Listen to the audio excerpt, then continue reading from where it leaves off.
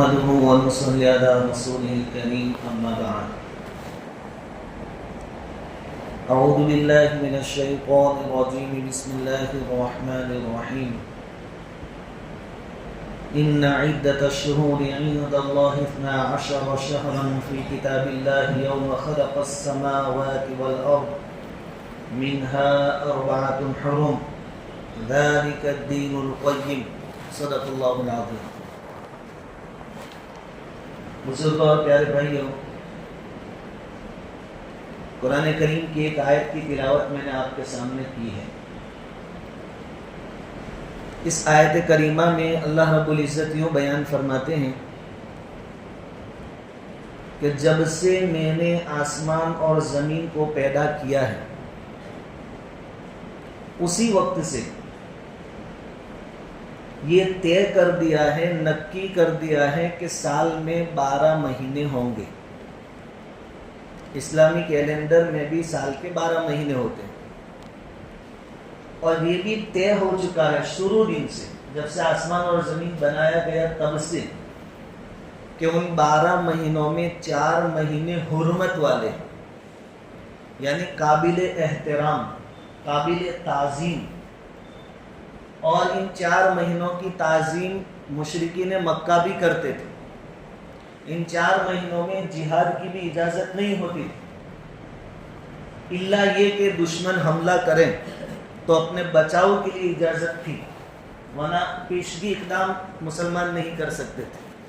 4 مہینے، ان میں 3 لگاتار ہیں، ذوالقعدہ، ذوالحجہ اور محرم، اور 4تھا مہینہ ہے رجب. تو یہ جو مہینہ شروع ہوا محرم کا، یہ بڑا قابل احترام مہینہ ہے، بڑا بابرکت مہینہ ہے، اور اس میں آدمی کو زیادہ سے زیادہ نیک اعمال کرنے چاہیے. صحابہ اکرام رضوان اللہ تعالی علیہم اجمعین فرماتے ہیں کہ رمضان کے بعد سب سے زیادہ چاند دیکھنے کا اہتمام حضور صلی اللہ علیہ وسلم اس مہینے کا فرماتے ہیں، محرم.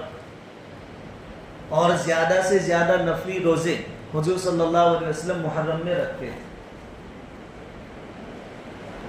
اسلامی کیلنڈر کا پہلا مہینہ جس کو قرآن نے حرمت والا کہا، اب کیا وہ مہینہ منحوس ہو سکتا ہے، نحوست والا ہو سکتا ہے؟ نہیں ہو سکتا. کیا یہ غم منانے کا مہینہ ہو سکتا ہے؟ ایک عقل مند آدمی، معمولی عقل رکھنے والا سوچے کہ اللہ تعالیٰ تو قرآن میں یوں فرماتے ہیں کہ جب سے آسمان اور زمین بنایا تب سے یہ نکی ہے کہ سال کے 12 مہینے، 12 میں سے 4 حرمت والے. اور سیدنا حضرت حسین رضی اللہ تعالیٰ عنہ کی شہادت تو بہت بعد میں ہوئی. تو پہلا اپنے دماغ کے اندر پہلی بات یہ بٹھا لیں کہ اس مہینے کی حرمت، برکت، تعظیم، عزت پہلے سے ہے. ہاں، حضرت حسین رضی اللہ تعالیٰ عنہ کی شہادت سے اور زیادہ بڑھ گئی تعظیم، عزت، لیکن تھی پہلے سے. اس لیے اس مہینے میں کوئی ہو کہ ہم شادی نہیں کریں گے، خوشیاں نہیں منائیں گے، ہوٹل والے کہیں کہ ہم ہوٹل بند رکھیں گے، کیونکہ یہ تو حضرت حسین کی شہادت کا مہینہ ہے، غم کا مہینہ ہے. تو ایک بات یہ ہے کہ حضرت حسین رضی اللہ تعالیٰ عنہ کی شہادت 10ویں محرم کو ہوئی، لیکن پہلی محرم کو حضرت عمر شہید ہوئے تھے. ان کا آپ کو کوئی غم نہیں. اور ایک بہت بڑی بات عقل مند آدمی سوچیں کہ حضرت حسین رضی اللہ تعالیٰ عنہ حضور کے چہیتے نواسے ہیں، اور اپنی سب سے لاڈلی، سب سے زیادہ پیاری بیٹی حضرت فاطمہ کے بیٹے ہیں. تو کیا حضور صلی اللہ علیہ وسلم کے صرف 2 ہی نواسے تھے، حسن اور حسین؟ باقی نہیں تھے. اسلام کے دشمنوں نے شروع دن سے ایسی باتیں لوگوں کے سامنے، عوام کے سامنے پیش کی کہ بہت بڑی بڑی حقیقتیں دب کر رہ گئی. تاریخ کے اعتبار سے، سیرت کے اعتبار سے. سیرت میں بھی آپ کو حضرت حسین کی سیرت ملے گی، لیکن حضور کے دوسرے نواسے، دوسری اولاد نہیں تھی. حضور صلی اللہ علیہ وسلم کی 7 اولاد تھے. 3 لڑکے تھے، 4 لڑکیاں تھیں.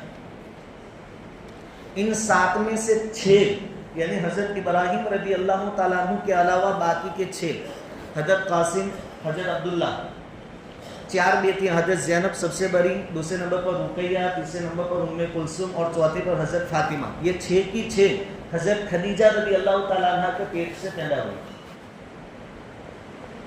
تو یہ سب لوگ یعنی حضور کی اولاد، اولاد کی اولاد، سب کے سب اہل بیت ہیں، حضور کے گھر والے ہیں. ایسا نہیں ہے کہ صرف حضرت فاطمہ اور حضرت علی کی اولاد ہی اہل بیت ہیں، یہ سب بھی تو حضور کے اہل ہیں، گھر والے ہیں. ان 7 اولاد میں سے 3 جو لڑکے تھے وہ بچپن میں انتقال کر گئے، عبداللہ، ابراہیم اور قاسم رضوان اللہ تعالی مجمعین. لیکن 4 جو لڑکیاں تھیں وہ بڑی ہوئیں، 4 کی شادی بھی ہوئی اور اولادیں بھی ہوئی ہیں. تو حضرت فاطمہ کے علاوہ جو 3 ہیں، زینب، ام کلثوم اور رقیہ، ان کی اور ان کے اولاد کی چرچا کیوں نہیں، ان کے بارے میں باتیں کیوں نہیں آتی؟ سب سے بڑی لڑکی صاحبزادی حضرت زینب رضی اللہ تعالیٰ عنہ، ان کا نکاح حضرت ابو العاص رضی اللہ تعالیٰ عنہ سے ہوا تھا. حضرت ابو العاص سے حضرت زینب کو 2 اولاد ہوئی، ایک لڑکا ایک لڑکی. لڑکے کا نام علی تھا اور لڑکی کا نام امامہ تھا. یہ دونوں علی اور امامہ حضور کے نواسی اور نواسی نہیں ہیں، ان کا حضور سے کوئی تعلق نہیں. حضرت فاطمہ سے جو زیادہ محبت تھی اس کی ایک وجہ یہ تھی کہ فاطمہ سے پہلی جو 3 لڑکیاں تھیں، زینب، رقیہ اور ام کلثوم، ان کا انتقال ہو گیا تھا حضور کے سامنے، یہ بچی تھی تو ان سے محبت زیادہ تھی. اور یہ جو 3 ہیں ان کی اولادیں بھی بعض کی بچی. حضرت فاطمہ سے تو باقاعدہ پھر سلسلہ آگے چلا، اور چھوٹی اولاد سے ماں باپ کو نسبتاً دوسروں کی زیادہ محبت ہوتی ہے، ایک فطری چیز ہے. تو حضرت زینب کی 2 اولاد حضرت علی، ان کے بارے میں آتا ہے یہ بڑے ہوئے، بالغ بھی ہوئے اور یرموک کی لڑائی میں شہید ہوئے. یہ تو بہت بعد میں ہوئی یرموک کی لڑائی، اور یہ بھی شہید ہوئے. تو کیا حضرت حسین رضی اللہ تعالیٰ عنہ کی شہادت کو یاد رکھ کر حضرت علی کی شہادت کو بھول جائے گی امت؟ یہ تو ناانصافی ہو جائے گی. یہ بھی حضور کے نواسے ہیں. حضرت امامہ، حضرت زینب کی بیٹی یعنی حضور کی پہلی نواسی، اسے حضور صلی اللہ علیہ وسلم کو بہت محبت ہے. بخاری شریف کی روایت ہے کہ حضور نماز پڑھتے اور امامہ آتی، حضور کی نواسی آتی، حضور اس کو قیام میں ہوتے تو کندھے پر اٹھا لیتے نواسی کو نفلی نماز میں، اور جب سجدے میں جانا ہوتا تو اس کو اتار کے نیچے رکھ دیتے، پھر دوسری رکعت کے لیے جب کھڑے ہوتے واپس اس کو اٹھا لیتے. کتنی محبت ہے حضرت امامہ سے. ایک مرتبہ حضور کی خدمت میں بطور ہدیے کے ایک ہار پیش کیا گیا، گلے کا نیکلیس. حضور صلی اللہ علیہ وسلم نے اپنی نواسی حضرت امامہ کے گلے میں اپنے ہاتھوں سے اس کو پہنایا اور یوں کہا کہ میرے گھر والوں میں سب سے زیادہ چہیتی امامہ ہے. اور یہی امامہ، ان کا نکاح حضرت فاطمہ رضی اللہ تعالی عنہا کے انتقال کے بعد حضرت فاطمہ رضی اللہ تعالی عنہا کی وصیت کی وجہ سے حضرت علی سے ہوا تھا. یہ ہم جانتے ہیں.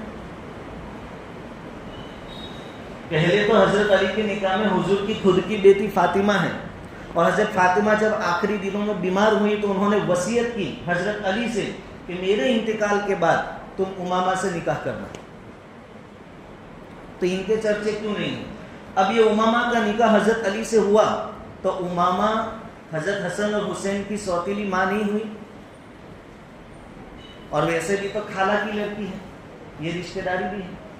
اور حضور کی پہلی بیٹی زینب حسن اور حسین کی نانی نہیں ہوئی تھی، ان کا چرچا نہیں ہے.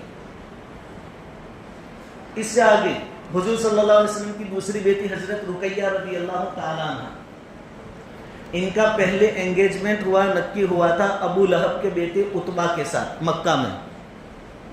پھر جب حضور صلی اللہ علیہ وسلم نے علل اعلان دین کی دعوت دینا شروع کیا تو ابو لہب کا چونکہ مخالف تھا، دشمن تھا، تو اس نے اپنے بیٹے سے کہا کہ اس کو طلاق دے دو. ابھی رخصتی نہیں ہوئی تھی، رخصتی سے پہلے عتبہ نے طلاق دے دیا. اس کے بعد حضرت رقیہ رضی اللہ تعالیٰ عنہ کا نکاح حضرت عثمان غنی رضی اللہ تعالیٰ عنہ سے حضور نے کیا، اور حضرت رقیہ نے حضرت عثمان کے ساتھ مل کر حبشہ کی ہجرت بھی کی، مدینہ کی ہجرت بھی کی، 2 ہجرتیں کی. اور حضور نے فرمایا کہ حضرت لوط علیہ السلام کے بعد عثمان وہ پہلے آدمی ہیں جنہوں نے اپنے گھر والوں کے ساتھ ہجرت کی. تو پھر حضرت رقیہ کے مناقب، ان کی فضیلتیں سننے میں کیوں نہیں آتی؟ اور معتبر روایتوں میں لکھا ہے کہ حضرت رقیہ سے حضرت عثمان کا جو نکاح ہوا، جب حبشہ ہجرت کی تو حبشہ میں ان کو ایک لڑکا پیدا ہوا جس کا نام تھا عبداللہ. تو یہ حضور کا نواسہ نہیں ہے؟ حضرت عبداللہ جو عثمان کے بیٹے ہیں وہ حضور کے نواسے نہیں ہوئے. ان کے بارے میں پھر یوں آتا ہے کہ 6 سال کی عمر میں ان کا انتقال ہو گیا. مشہور روایتوں میں یہ ہیں، اور غیر مشہور روایتوں میں یہ ہیں کہ نہیں، یہ بھی بڑے ہوئے، جوان ہوئے، ان کا نکاح بھی ہوا اور ان کی شادی اور اولاد بھی ہوئی. 70 سال کی عمر میں ان کا انتقال ہوا. تو پھر ہمارے سامنے ان کی باتیں کیوں نہیں آتی؟ یہ بھی تو حضور کے نواسے. حضرت رقیہ رضی اللہ تعالیٰ عنہ کا جب انتقال ہو گیا، اس کے بعد حضرت ام کلثوم رضی اللہ تعالیٰ عنہ یعنی حضور صلی اللہ علیہ وسلم کی تیسرے نمبر کی جو بیٹی ہے، اس کا نکاح حضرت عثمان سے کیا گیا رضی اللہ تعالیٰ عنہ. اس لیے آپ کو ذو النورین کہا جاتا ہے، کیونکہ حضور کی 2 بیٹیاں آپ کے نکاح میں تھیں. حضرت ام کلثوم کے بارے میں معتبر روایات یہ ہے، مشہور روایت کہ کوئی اولاد نہیں ہوئی حضرت عثمان سے، لیکن ایک بعض غیر مشہور روایتیں یہ بھی ہیں کہ ان کو بھی ایک لڑکا ہوا تھا، اس کا نام عبد الرحمن تھا، لیکن ان کا بھی کوئی چرچا نہیں ہے. اس کے بعد چوتھی بیٹی حضرت فاطمہ رضی اللہ تعالیٰ عنہ، حضور کی سب سے چہیتی اور لاڈلی بیٹی، ان کا نکاح حضرت علی رضی اللہ تعالیٰ عنہ سے ہوا. آپ کو معلوم ہے کہ ان کی 6 اولادیں تھیں. ان میں سے صرف 3 کے نام ہمارے سامنے آتے ہیں، حسن، حسین اور زینب. باقی کی 3 اولادیں کون تھیں؟ ان کے چرچے، ان کی باتیں جان بوجھ کر چھپائی گئی امت سے، تاکہ امت کا دھیان اصل جو ان کا دشمن تھا ان کی طرف نہ جائے. اور یہ ثابت کرنے کی کوشش کی گئی کہ نعوذ باللہ حضور کے گھر والوں کے ساتھ صدیق اکبر، عمر فاروق اور عثمان غنی کو دشمنی تھی. اہل بیت کے ساتھ، حضور کے گھر والوں اور خاندان والوں کے ساتھ پہلے جو 3 خلیفہ تھے ان کو دشمنی تھی. اب آپ کو جاننا چاہیے کہ حضرت علی اور فاطمہ کی جو 6 اولاد تھی، حسن، حسین، محسن، تو حسن اور حسین رضی اللہ تعالیٰ عنہما کا نام تو ہم سنتے ہیں، لیکن محسن یہ بچپن میں انتقال کر گئے. 3 لڑکے تھے ان کے بھی اور 3 لڑکیاں. لڑکیوں میں پہلی لڑکی کا نام زینب، اپنی بہن کے نام کے مطابق حضرت فاطمہ نے نام رکھا.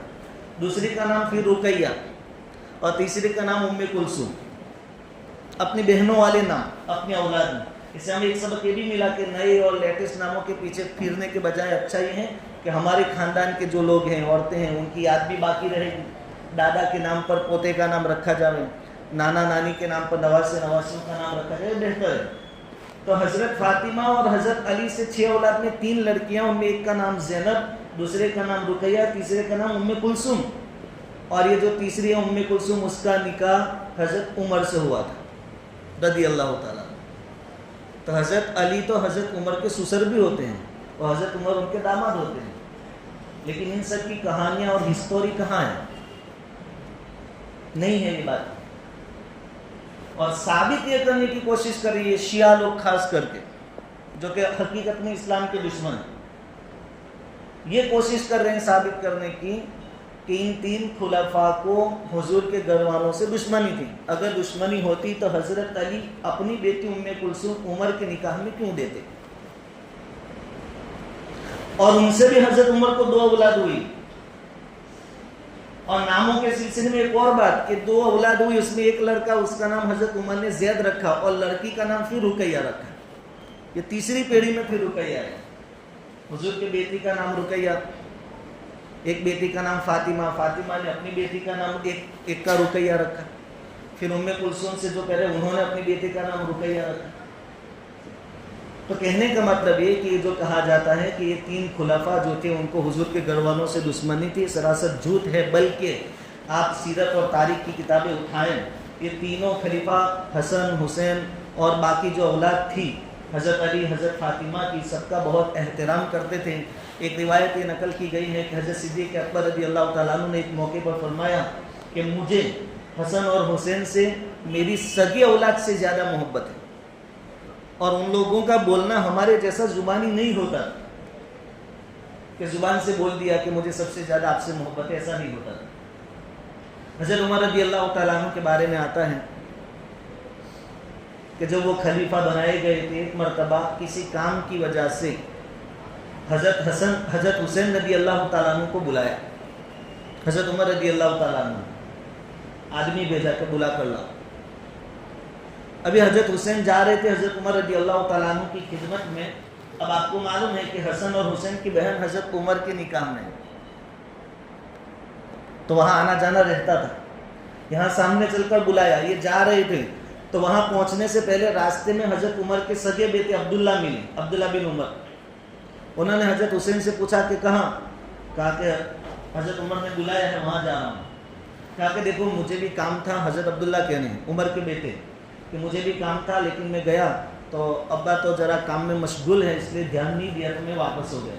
تو حضرت حسین رضی اللہ تعالیٰ عنہ نے سوچا کہ جب حضرت عبداللہ پر دھیان نہیں دیا تو بڑے کام میں مشغول ہوں گے، تو وہ بھی وہاں سے واپس ہو گئے. پھر کچھ دنوں کے بعد ملاقات ہوئی حضرت عمر کی. حضرت عمر رضی اللہ تعالیٰ عنہ نے پوچھا کہ شہزادے کیا بات ہے، ہماری خدمت میں نہیں آتے، ناراض ہیں؟ تو حضرت حسین نے فرمایا کہ اس طرح میں تو آیا تھا لیکن عبداللہ بیچ میں مل گئے، انہوں نے کہا ابا مشغول ہیں اس لیے میں واپس ہو گیا. حضرت عمر رضی اللہ تعالیٰ عنہ نے تاریخی الفاظ کہے تھے، تم میرے بیٹے کی طرح ہو، تم میرے بیٹے کی طرح ہو، یعنی تم تو میرے بیٹے سے بڑھ کر ہو، تم تو میرے بیٹے سے بڑھ کر ہو. عبداللہ کو میں نے اگرچہ آنے کی اجازت نہیں دی، اگر تم آتے تو میں خود تم کو باہر تک لینے آتا. یہ حال تھا ان کی تعظیم کا، ان کے تعلقات کا. ایک اور روایت ہے کہ یمن سے مال غنیمت میں کچھ کپڑے آئے. حضرت عمر کے دور خلافت میں فتح نصیب ہوئی، مال غنیمت میں کپڑے آئے. حضرت عمر رضی اللہ تعالیٰ عنہ نے صحابہ کرام کے بچوں کو بلا کر کپڑے تقسیم کیے. جب حسن اور حسین کی باری آئی تو حضرت عمر کو محسوس ہوا کہ ان کپڑوں کے اندر حسن اور حسین کے لائق کپڑے نہیں ہیں، وہ کوالٹی نہیں ہے جو ان کو دینی چاہیے. تو آپ نے یمن خط لکھا. وہاں کے کپڑے اس زمانے میں مشہور تھے، بڑے قیمتی ہوتے تھے، اور وہاں خط لکھا وہاں کے حاکم کو کہ حسن اور حسین کے لیے وہاں سے کپڑے تیار کر کے یہاں بھیجے جائیں. وہ کپڑے آئے، حسن اور حسین رضی اللہ تعالیٰ عنہما نے پہنے. اس وقت حضرت عمر نے فرمایا کہ مجھے سچی خوشی اب ہوئی جب کہ آپ نے کپڑے پہنے دونوں. یہ ان کی محبت کا عالم تھا. اور یہ تینوں خلیفہ حسن اور حسین کے آنے پر کھڑے ہو جاتے تھے. اس لیے جو سوشل میڈیا پر خاص کر کے شیعہ لوگ جو ہیں، اور ان کو پہچاننے کا ایک نارمل فارمولا آپ کو دیتا ہوں کہ جو اپنے بیان میں، تقریر میں یا لکھی ہوئی چیز میں حضرت علی کے آگے امام کا لفظ یا مولا کا لفظ لکھے، مولا علی، سمجھو کہ یہ 99% وہ لوگ ہوں گے، ان کا آرٹیکل ہوگا، ان کا ویڈیو ہوگا، تو ان کی باتوں میں آدمی نہ آئے. اور آخری بات، دو باتوں کا خلاصہ جو اب تک کی وہ یہ کہ حضور کے صرف حضرت حسن اور حسین ہی نواسے نہیں تھے، اور بھی نواسے اور نواسیاں تھیں جن کی بھی پھر بعد میں اولادیں ہوئی، لیکن ان کا چرچا ہمارے سامنے جان بوجھ کر نہیں لایا جاتا. ایک بات یہ. اور دوسری بات یہ کہ صحابہ کرام خاص کر کے صدیق اکبر، عمر فاروق اور عثمان غنی کو اہل بیت سے بہت محبت تھی، دشمنی نہیں تھی. اور ایک تیسری بات کہ واقعتاً حضرت حسین رضی اللہ تعالیٰ عنہ کی شہادت بڑی خطرناک طریقے سے ہوئی، بڑے خطرناک طریقے سے، بہت مظلومانہ شہادت نصیب ہوئی. لیکن حضرت حسین ایک لوٹے ایسے نہیں ہیں کہ جن کی شہادت اسلام کے خاطر ہوئی. آپ سے پہلے کئی صحابہ کرام شہید ہوئے، کئی شہید ہوئے. حضور کی موجودگی میں چچا حضرت حمزہ رضی اللہ تعالیٰ عنہ، آپ کی نعش مبارک کے ساتھ کیسا حال کیا جائے. اگر کسی کی موت پر ماتم کرنا، رونا دھونا، سینہ پیٹنا، جلوس نکالنا یہ کوئی ثواب کا کام ہوتا، اچھا کام ہوتا، تو سب سے زیادہ حقدار تھے حضرت حمزہ رضی اللہ تعالیٰ عنہ. حضور صحابہ سے کہتے کہ چلو پیٹ بھر کے ماتم کرتے ہیں، میرے سگے چچا کا انتقال ہو گیا، شہید ہو گئے. عمر بھی تو شہید ہوئے رضی اللہ تعالیٰ عنہ، حضرت عثمان شہید ہوئے رضی اللہ تعالیٰ عنہ. اور حضرت حسن اور حسین کی زندگی میں جب حضرت حسین رضی اللہ تعالیٰ عنہ مکہ سے جا رہے تھے وہاں کوفہ کی طرف، کوفہ والوں نے خط لکھ کر بلایا تھا، اس وقت حضرت عبداللہ ابن عباس موجود تھے، جلیل القدر صحابی مفسر قرآن، عبداللہ بن مسعود موجود تھے. انہوں نے منع کیا. آپ گئے، آپ کو جو مناسب لگا آپ نے اجتہاد کیا، حضرت حسین اپنی جگہ صحیح تھے اور یہ نہ جانے والے صحابہ بھی اپنی جگہ صحیح تھے. لیکن جب حضرت حسین شہید ہو گئے تب یہ صحابہ موجود تھے، عبداللہ بن عباس، عبداللہ بن مسعود، نعمان بن بشیر، بڑے بڑے صحابہ، انہوں نے بھی ماتم نہیں کیا. اب سوال یہ آتا ہے کہ ماتم آیا کہاں سے؟ جن لوگوں نے حضرت حسین کو شہید کروایا انہوں نے اپنا گناہ، اپنا جرم چھپانے کے لیے ماتم کا سلسلہ شروع کیا. اور آپ تاریخ کی کتابیں پڑھیں، جب حضرت حسین اور آپ کے ساتھی شہید ہو گئے اور کچھ لوگ بچے، پھر وہ عراق پہنچے، جن کے خطوط پر حضرت حسین وہاں پہنچے تھے، تو عراق کی عورتیں، کوفہ کی عورتیں رو رہی تھی غم میں. تو یہ جو بچے تھے، حضرت حسن اور حسین کی بہن زینب یہ بھی زخمی تھی، یہ جو بچے تھے انہوں نے وہاں جا کر یہ کہا کہ غدارو تم ہمارے سامنے رونے کا ڈھونگ مت کرو، ہم کو تم نے مروایا ہے. لیکن آج بھی امت سمجھتی نہیں بس. اور کسی کے پاس یہ دلیل ہو کہ بھائی کتابوں میں نہیں ہے، لیکن یہ چلا آ رہا ہے سلسلہ، ہمارے باپ دادا نے کیا، ان سے پہلے کیا، ہمارے 70 سال سے چلا آ رہا ہے، 700 سال سے. یہ کوئی دلیل نہیں ہے. یہ دلیل تو مشرکین مکہ دیتے تھے. جب ان سے کہا جاتا تھا کہ بتوں کی پوجا کیوں کرتے ہو، تو وہ کہتے تھے کہ ان کی پوجا ہمارے باپ دادا کرتے تھے، اب یہ سالوں سے چلا آ رہا ہے تو ہم بھی وہی کریں گے.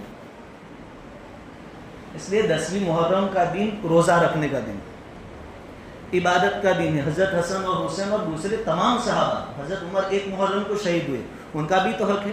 تمام کے لیے ہم ایثار ثواب کریں. اس کے لیے جمع ہونے کی بھی کوئی ضرورت نہیں ہے، روڈ پر کھڑے رہنے کی بھی کوئی ضرورت نہیں. اپنی جو نارمل زندگی ہے دوسرے دنوں کی، ویسی زندگی 10 محرم کو گزاریں، روزہ رکھیں. ایک فضیلت والی بات، ایک عمل حدیث میں آیا کہ اپنے گھر والوں پر کھانے پینے میں وسعت رکھیں. 10ویں محرم کو اپنے گھر والوں پر دل کھول کر خرچہ کریں تو اس کی برکت یہ حاصل ہوگی کہ حضور صلی اللہ علیہ وسلم نے فرمایا کہ پورا سال اس کی روزی میں وسعت ہوگی.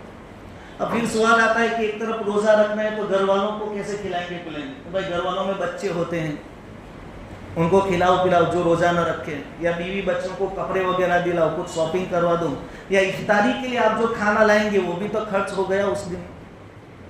اور اس دن جو روزہ رکھے گا اس کی فضیلت میں حضور صلی اللہ علیہ وسلم نے فرمایا کہ عاشورہ کے روزے کے بارے میں مجھے اللہ تعالیٰ سے امید ہے کہ پچھلے 1 سال کے گناہ اس کی برکت سے معاف ہو جائیں گے.